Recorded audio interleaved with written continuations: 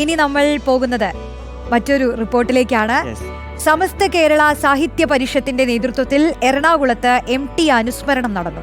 MT ഓർമ്മയുടെ സുഹൃതം എന്ന പേരിൽ എറണാകുളം മഹാകവി G ഓഡിറ്റോറിയത്തിലാണ് പരിപാടി സംഘടിപ്പിച്ചത്. റിപ്പോർട്ടർ TV ഡിജിറ്റൽ ഹെഡ് ഉണ്ണി ബാലകൃഷ്ണൻ, സാഹിത്യകാരൻ NS മാധവൻ, സംവിധായകൻ സിബി മലയിൽ എന്നിവർ പരിപാടിയുടെ മുഖ്യ അതിഥികളായി.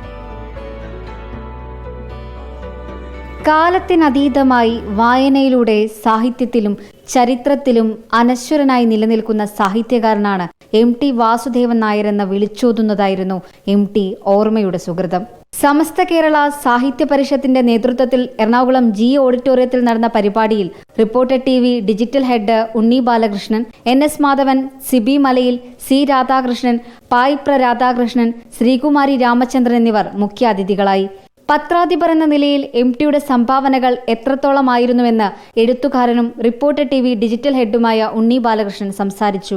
ഒരു കാലഘട്ടത്തിലെ പുതിയ എഴുത്തുകാരെ കണ്ടെത്തുന്നതിൽ, അവരെ പ്രോത്സാഹിപ്പിക്കുന്നതിലൊക്കെ MT കാണിച്ചിട്ടുള്ള ഒരു പത്രാധിപർ എന്ന നിലയ്ക്ക് കാണിച്ചിട്ടുള്ള ഉത്തരവാദിത്വം നിശ്ചയമായും ഒരു വലിയ കർമ്മം തന്നെയാണ് എന്ന് ഞാൻ വിചാരിക്കുന്നു. കാരണം MT ഒരിക്കലും സബ്സ്ക്രൈബ് ചെയ്തിട്ടില്ലാത്ത രചനാരീതികളിലൂടെ വന്ന എഴുത്തുകാരെയാണ് MT മാതൃഭൂമിയുടെ താളുകളിലേക്ക് ആനയിച്ചത് എന്നുള്ളത് വളരെ പ്രധാനപ്പെട്ട ഒരു കാര്യമാണ്. എഴുത്തുകാരനിൽ ഉപരി പല രീതിയിൽ മലയാളികളെ സ്പർശിച്ച വ്യക്തിയാണ് MT എന്ന് സാഹിത്യകാരൻ NS മാധവൻ പറഞ്ഞു.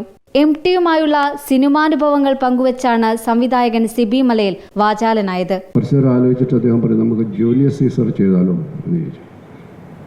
ഞാനൊരു പൂ ചോദിച്ചിട്ട് ഒരു പൂക്കാലം തന്നെ സമ്മാനിക്കുന്ന അവസ്ഥയാണ് ഇത്.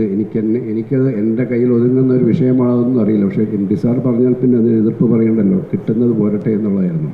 സാഹിത്യ സാമൂഹിക രംഗത്തുള്ള നിരവധി ആളുകളാണ് MT ഓർമ്മയുടെ സുഹൃതം അനുസ്മരണത്തിൽ പങ്കെടുക്കാനെത്തിയത്.